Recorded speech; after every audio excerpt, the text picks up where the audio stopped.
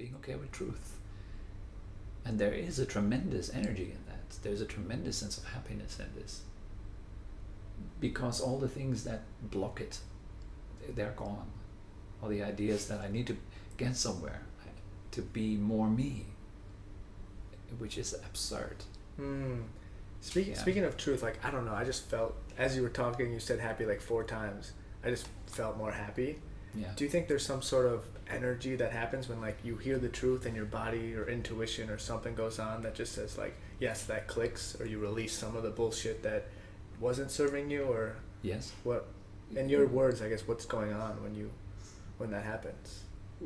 Well, if we all resonate with something, right? Some people, they resonate on a very pure level. Some people, they resonate on a kind of less pure level. You have people who are resonating with just mundane happiness. They're just feeling good. They're just in love or something like this. They have a good experience at work, the promotion or something like that. So they're happy. Right.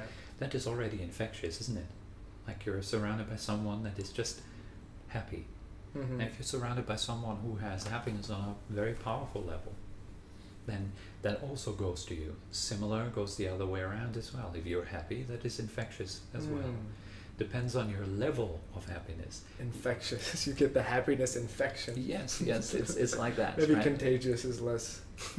Contagious, yeah, that's the word. Yeah. Sorry, I'm not a native speaker, so yeah, it's like a. No, I like infectious though, because it puts a positive light on the infection. Like, why can't we get a happiness infection? I'd take one. Yeah. Yeah, so it kind of spreads, right? It translates into it speaks to something inside of you, and your being speaks to something inside of me, and that can go into resonance. That can be the same with anger. Yeah, your anger might be going into resonance with my anger, for example. Yeah. There's all these different kind of things that go into resonance, that go into interplay with each other, and then depending on who you're spending time with. For example, if I spend time with my teacher, he's on a very pure, very high frequency of attainment. For me, it is purely about spending time with my teacher for that very reason, because it's a download that is happening. Yeah, on an energetic level, on not necessarily anymore so much on a verbal level, but very much on an energetic level, on a mental plane, on a mental level. In these levels, very much. So it's very important who we associate ourselves with. If you hang out with people who are, who like to, I don't know, talk about football, you will start to talk about football. Yeah. It's a famous example. Right? Famous football. Famous football. No, there's a quote. It's like, you're the average of the 5 people you surround yourself with. Yeah, I think that applies. You know, Yes. even being around you, just watching you speak, I'm slowing down. I feel this tendency not to speed up, where some of my other friends who are yapping away, next thing you know, I start talking super fast to match that as well. And in the other way also, if you're a very happy person, you have a lot of happiness inside of you. That is also spilling out and over as well. I feel that too, and it is very comfortable. Yeah. Great. So to switch topics a little bit. Yes. So you are not a monk. You're married, correct? Yes, correct. I'm curious, because with my relationship with June, we're both getting more involved in spirituality and Buddhism, and just learning and growing more. And on this last retreat I went to, it just hit me how I was just so attached to her. And it had been a while since we spent time apart, and I'm wondering if you had any practical advice to have a healthy relationship that's loving and giving without that attachment of I need you. And yeah, I mean, I feel like with love comes pain naturally, but do you have any thoughts about that to minimize the suffering, or is there a way to completely eradicate the suffering? Or if you're in love, does that imply attachment? Only if you think a lot. Relax. I'm just thinking too much. It's so simple, right? Even the question took 30 seconds. Just relax, because just relax. Okay. these problems, they're thought. You hear something, you pick up something. Attachment. First, you have to learn the word attachment. Okay. And then you have to learn that from someone else that relationships are like this and like that, then you take it on. You look at your own relationship. Suddenly you contemplate your own relationship. Oh, I'm very attached actually. Oh yes, I'm very attached. So then work on detachment now. Right. Okay, so maybe the problem is that when I sleep alone, I miss her, and I think that's a problem, when really it's just some emotion rising that I can just acknowledge, welcome it, say hello. Oh, I'm feeling loneliness. Yeah. And then detach right there. Relax. Okay. Relax right there. The practice is to relax right there where the truth is, right here and now. There you relax. That's the practice. That's what we do. Okay. Simple, really simple. Because when I was on this retreat, I had this fear come up. It was like loneliness, but then the fear was like, what if she dies? That was like the ultimate fear. And then I finally examined that. I'm like, all right, this is a fear. It's based on the future. Mm-hmm. But then again, the mind comes right back. It's like, but you know it's going to happen eventually. Yeah. And so would you say for something like that, it's like, if she dies, you'll deal with it then. It's not something you have to prepare for. You just accept that, hey, this is a possibility. And if something like that happens, you take a step back further. You're trying to solve thought-made problems. Okay. By using thought. That's never going to work, right? It's not going to work. That's an Einstein quote, right? I don't know. You can't. Well, he said you can't solve the problem on the same plane in which it was created. Oh yeah, exactly. Yeah. I think he was referring more to science and mathematics, but I think it applies. It applies to the mind. Pretty much everything the mind do, right? So, for example, you want to solve a thought-made problem by thinking it through. So it's just ego fighting with the ego? Well, it's not even fighting, it's just a thought salad. You have your thought salad. Like hamster wheel more. Yeah, it's just going around. It's like, here is the problem created. There, I'm trying to find a solution. And you create another one. And so how would you approach it? You have this thought, oh, I'm afraid I'm going to lose someone I love. What would be the next? I'd say, fear. And fear manifests as thought, and that's just what's happening right now. And I learned to be okay with that. Again, I learned to relax around the fact that there is fear. It's normal, right? Human being. I'm a human being. Check. I have emotions. Check. Yeah, like this. And so, do I have to get rid of my emotions now? Do I have to create a problem there? Right? No. I don't have to get rid of them. I have to acknowledge them, see them clearly as for what they really are, an emotion, an energy in my body. I feel it as it is, and then I release right there. I relax right there. I leave it be. I don't mess around with it. Okay. That's how I solve it. By leaving it be, yeah. I just leave it. Okay. No, that's great advice. It's like, it's just always like the simplest thing, but your mind tries to complicate it and turn it into this problem that you need to solve when it's just. Right now we're on the sofa, for example, right? So you could now sit on the sofa and worry about your relationship. But what's the fact? Well, the fact is I'm sitting on a sofa. Yeah, it's like we're safe. But then when you start to worry about these problems, your heart thinks you're in danger. You go into survival mode, your nervous system, and that's literally killing people. Exactly. You're hurting your body by the way you think, by the way you feel mentally. You're actually hurting your body. If you go into there's no threat right now, right? But your mind suggests that there is a threat. You're going to lose your relationship. You're going to die. Oh my God. Yeah, or even just there's some noise. I'm like, oh, this is going to ruin the video. Exactly. Your mind just looking for reasons to be like, oh, our survival is at risk. Exactly. And that's the mind's job, though, to keep us alive. Keep us alive, yeah. But no need to. The key is to use the mind when you need it. But that's not how it works at the moment. Probably most people, if we have a look at our own mind, then we see that the mind is using us to the great extent of the day. Yeah. So use the mind in your favor rather than letting the mind use you for its benefit. Exactly. You use it only when you need it. Okay, so great example. Earlier today, you said something. Thinking only implies future and past, right? Yes. But there is times that call for thinking. To what extent do you think you need to use your mind?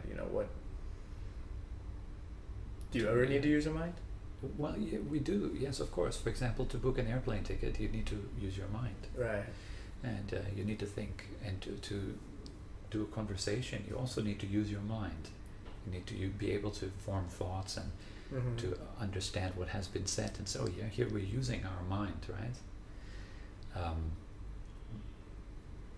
But at the same time, there is an option of not being consumed by it.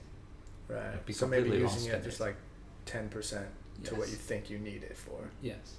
Like let's say the sofa example, you might be sitting on a sofa and chill and you go through all of life's problems, all my relationship, and that's unnecessary. You don't need to, you don't have to create a problem in your mind. Okay. You can also just sit on the sofa and enjoy yourself. Right. But where do you find that balance? Because I agree with that, but at the same time, especially in the world I was brought in and in the entrepreneurial scene, you know, you gotta, with some quotes, like if you don't know where you're going, then you'll end up nowhere. Or it's like if you don't have an idea of where you want to go, like how do you walk that line between, all right, I'm not going to use my mind, I'm just going to have an intention to be happy, versus kind of setting goals and plans and having somewhat of a layout of where you'd like to go in life, business, or relationships? Yeah, sure. This is important. If you do have a business, relationship goals, whatever it is, it's very important to have very clear-cut goals. You want to know where you're heading and what you're doing, and most importantly also the tools that are going to get you there. But then it's about doing it. And, you know, most people are stuck on the level of thinking about trying to do it. How will I do it? Oh, if I do it this way, there might be a problem. If I do it that way, you know. Like if you look at really successful people, they do a lot of trying. They don't need to know whether it works out before they make the first step. Okay. They learn by stepping, falling down, standing up, stepping again, doing it a bit better next time. Doesn't involve so much thinking, really. Like, I want to go to the shopping mall. I want to go to the 7-Eleven store. That's it. Now, you don't need to think with every step, I want to go to the 7-Eleven store. I want to go to the 7-Eleven store. I hope I will get to the 7-Eleven store. I was at the 7-Eleven store the other week. It looked as if it were closed. Maybe it's closed today. So maybe I should go back home. You don't need that. This is just unnecessary. It comes up once. Clutter. Like, all right, I'm thirsty. And then you go say your intention, you go, you get your drink. You're good. Yeah. You don't even need to say it in your head, I'm thirsty. You just feel it? You feel it, right? You know that you're thirsty. Yeah. Are you breathing in or out right now? In. How do you know? Do you know it by saying it in your head? Or do you just know it? You just know. Yeah. So ask yourself, make the experiment. So how much thought do I really need? I mean talking in your head when I say thinking. Yeah. How much of the talking in your head is really needed? You'll be surprised just how little is needed. Right. Wow. It's kind of the spiritual path. More and more surprise of just how little is really needed. I think you learn that after going on a silent meditation retreat. For example. Where your mind says, oh, you can't talk? How can you do anything? Yeah. But then you do it and you realize you can function, you can, you know, show, point, make eye contact, write things down. Like, even without that, it's just so minimal, the amount of speech you need to use. And it still works. Right. Yeah. Leaving me speechless.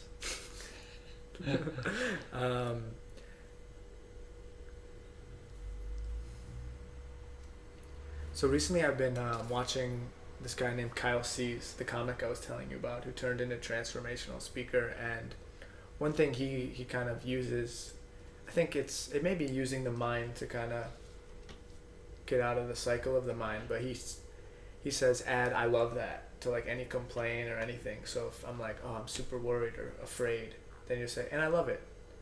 Okay. Do you think that's like using the mind, or is that kind of tapping into this heart that says, oh, I accept it, I'll let it be?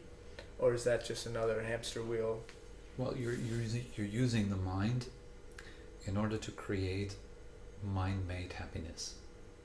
That's So okay. it may be superficial. Affirmations. I don't even want to call it superficial. It's just like a cause and result thing. Okay. The way you think, it shapes the way you feel about yourself. So you can make use of it, right? If you think positively, it'll shape the way you feel. If you feel differently, like more positive, then you can act more positively. Yeah, it's that's just simple cause and result. So yeah, if there's so many methods out there, you can do. I'm feeling scared and I love it, and you can kind of experiment with it and see whether it helps you to alleviate the fear, and or kind of make it a little bit more soft, and then see, okay, here is the cause, there's the result, and then make use of it in daily life to help yourself to live a bit of a more happy life, Right. something like that. That's possible, yeah. Well, I think it's more using the mind to your benefit rather than letting it sabotage you more and more. Exactly, yeah. It's legit, it's very Because you good can't get method, rid of yeah. it completely, right? Yes. No, you can't, and it's not the point to get rid of it. You What don't is the wanna point? Well, the point is this. Yeah. Well put. There's no goal but this, right? Yeah, this is the point, and the question is, are you paying attention to it? Mm.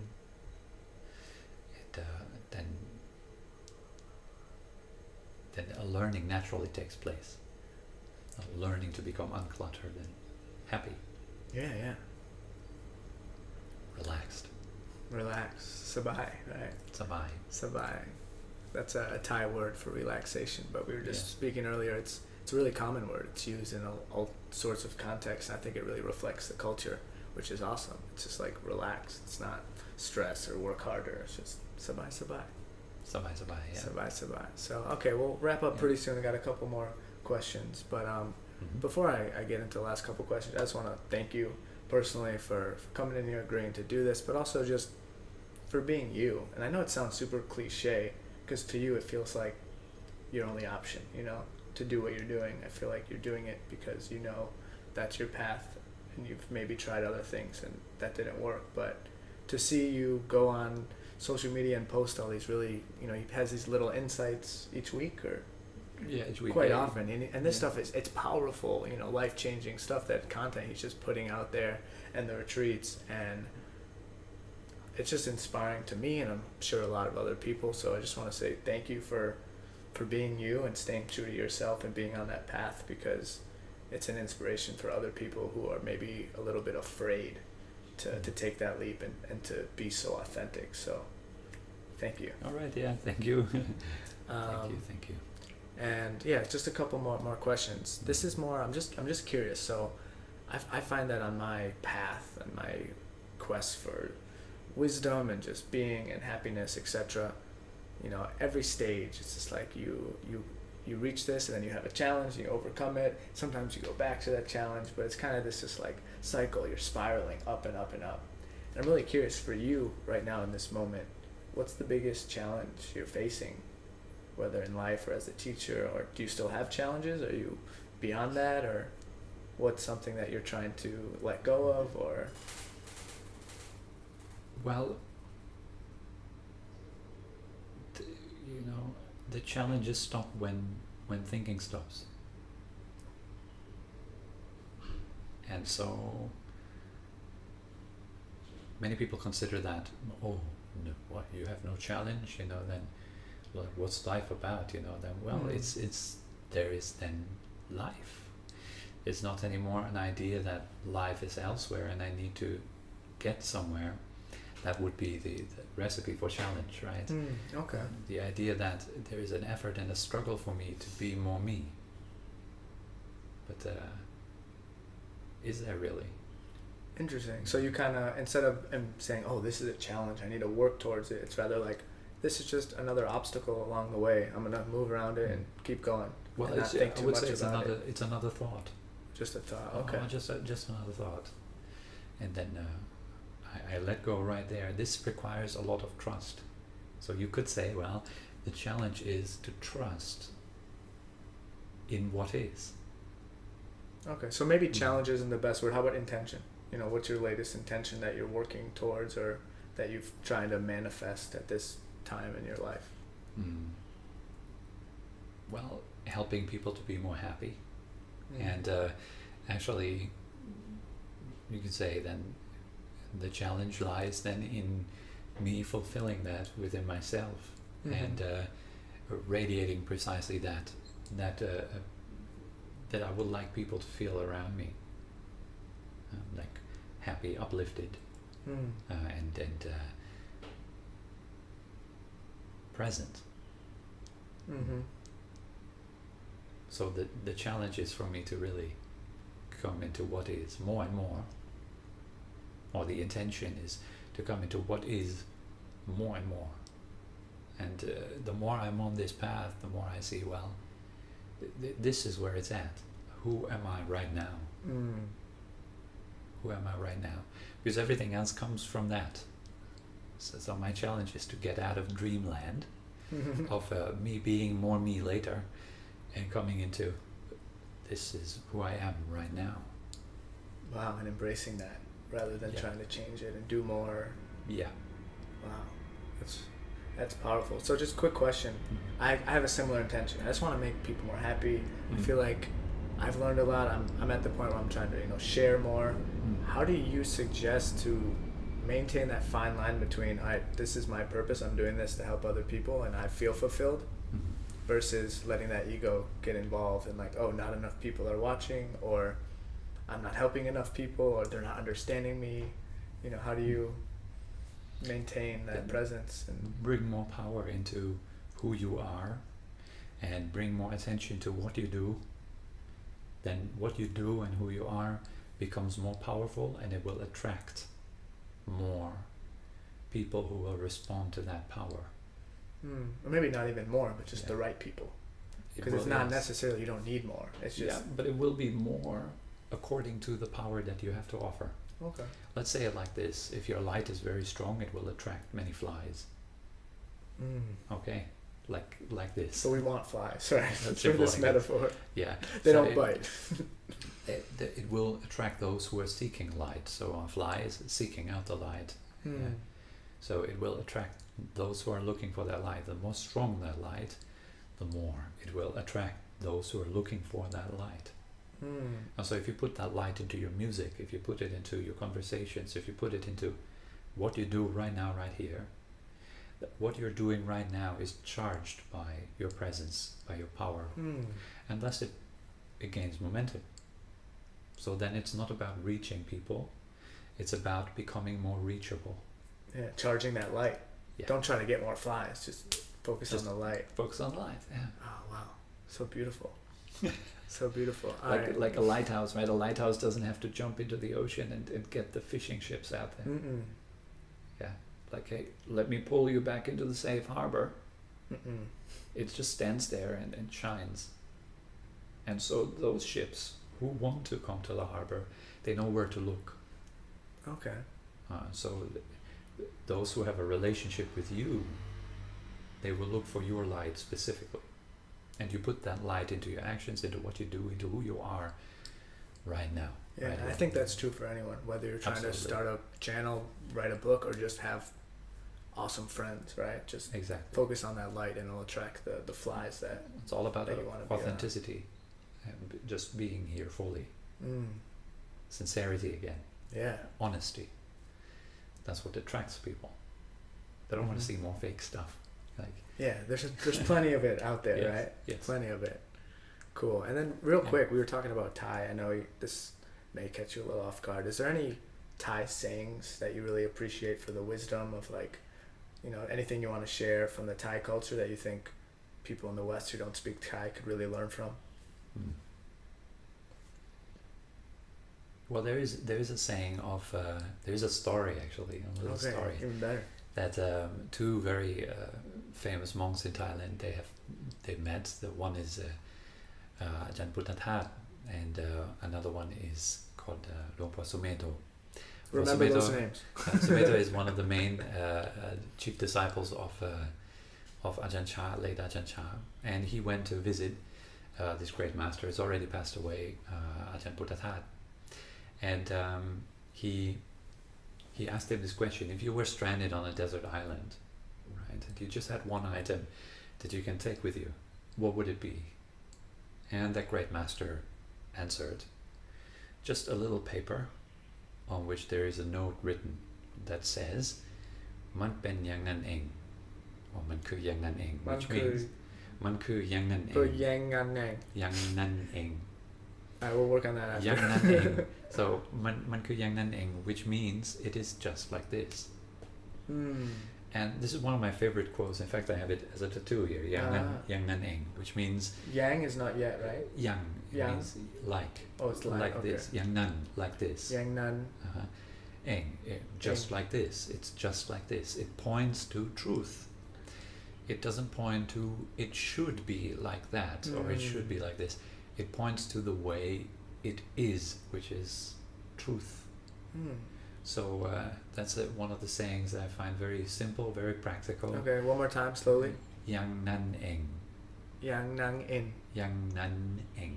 Yang nan eng. I'm also learning Thai. That's why I'm making him do this. Yang nan eng. Yang nan eng. And it means it is just like this. It is just like this, yeah. It is just like this. Okay. Kind of similar to like c'est la vie, maybe?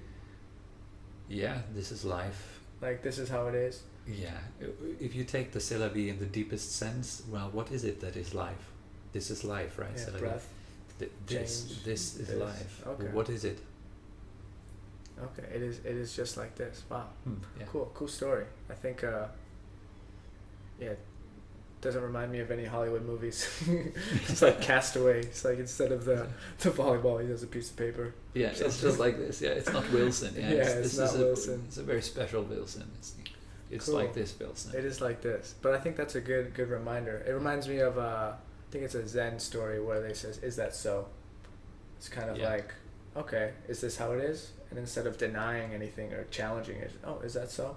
Yeah. And I feel like it's so simple. But we don't use these terminologies very often in the West. More it's like, oh, it can't be true. Or there's got to be another way. Or there's things that force this suffering of avoiding what is. Yes. And that's the whole point of spiritual practice, again, to see what is as it is. Yeah, that's Vipassana, right? Seeing things clearly. Seeing things clearly, yes. Yeah, which clearly. is not as easy as it sounds, right? Not as easy because there's a lot of things that pull you elsewhere. Right. Great. So before we sign up, I want to talk about what you're doing and where people can find you. So he's got this YouTube channel, Little Insights, that he posts every week. These videos, they're like 15, 20 minutes long? And, something like that, and they're little insights, but very, very powerful. And they're called Little Inside episode, whatever, How many do you have now? 54 or something. Yeah, so maybe by the time you're seeing this, he's on like 200. But he's got a YouTube channel, which we'll link to. Your Instagram, right? Phuket Meditation? I think Phuket Meditation or something like this. I'm not sure. Okay. Yeah. So we'll link to that. And then let's talk about the retreats, because you're saying you're in the process of creating a new one. Yeah. So he has these retreats down in Phuket, and I'll vouch for them. And I've been in Thailand for, it's like 5-6 months off and on. And I've done 3 retreats here, one in Myanmar, and his was by far my favorite. I think it was the most powerful, most impactful, and I don't want to get too much into the personal things because everyone's experience is different, but I liked it because it's beautiful. You're out in nature, the food's delicious. If you like Tobi, I love the way he speaks. It's very clear and easy to understand. There's a sauna and a pool. I don't know if you still have that. No sauna anymore, yeah. No sauna. But there is a big pool. There's a pool, but I like it. And he was telling me you're creating this new retreat so that it's more relaxing for everyone. Can you talk about this new retreat and what it's going to consist of and maybe the right type of people it would be for? Well, so we have these kind of 4-day retreats, right? Staying by February in New Year, they will start every Friday and end every Tuesday. And so you can hang out during the weekend and stay a little bit longer if you like. Right now they're still in our old schedule. They're starting every Monday and ending every Friday. And these retreats are running basically throughout the year with a few breaks in between. And everyone is welcome. It's particularly good for beginners. People want to explore meditation a little bit more, get an idea what it's all about, and who are looking for relaxation, feel stressed out, feel wound up. How do you say it? Wind up, yeah. Like really wired from their jobs, from living in a city environment all the time and having to do constantly stuff, So very, very good to come and relax. So what's the all schedule levels. of this new format?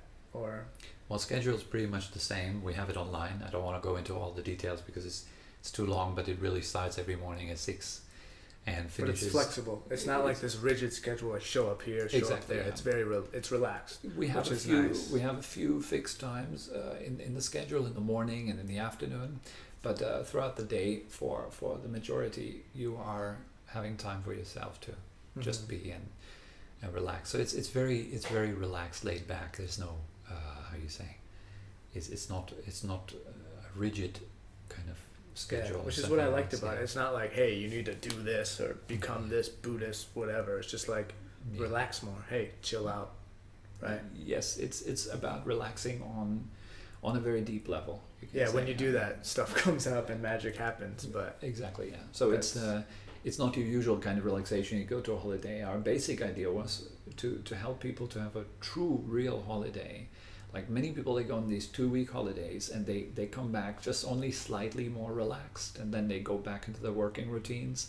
For us, you have 4 days and you relax almost like on a regular holiday for a month or something like this. You relax on very, very deep levels. It's deep relaxation rather than distracting relaxation. Exactly, yes. Cool. So, all right, so Phuket Meditation, that's the Phuket name. Meditation. So I'll have the links in the description, or if you have any questions, I've been on the retreat, so I'll be happy to answer them. I know it's sometimes nice, for me at least, to have a friend or someone you know who's been on the retreat just to validate it and make sure it's not, crazy or too difficult or not what the website says. But I can vouch for it. They're very fun.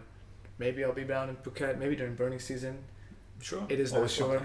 Will be nice to see you. Yeah. So, but yeah, thank you so much for watching. I'll let Toby close it out. If you have any closing words or quotes or anything you'd like to say, the stage is yours. Okay, maybe say something extremely spiritual. Namaste. So spiritual. So spiritual. So profound. So profound. All right, let's end. Hit the bell. We'll end with a little bell. This is do you know what this is? I think it's Tibetan, right? It's Tibetan. It's Om Mani Padme Hum. Om Mani Padme Hum, which means it's a mantra for invoking the great compassion of the Buddha.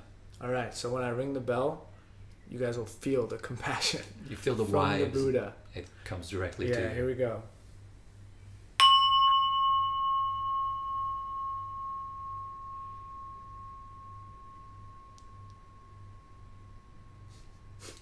Very good. I was just going to sit in silence for as long as possible. All right, thank you so much. Much love. Subscribe. Check out his channel. See you soon.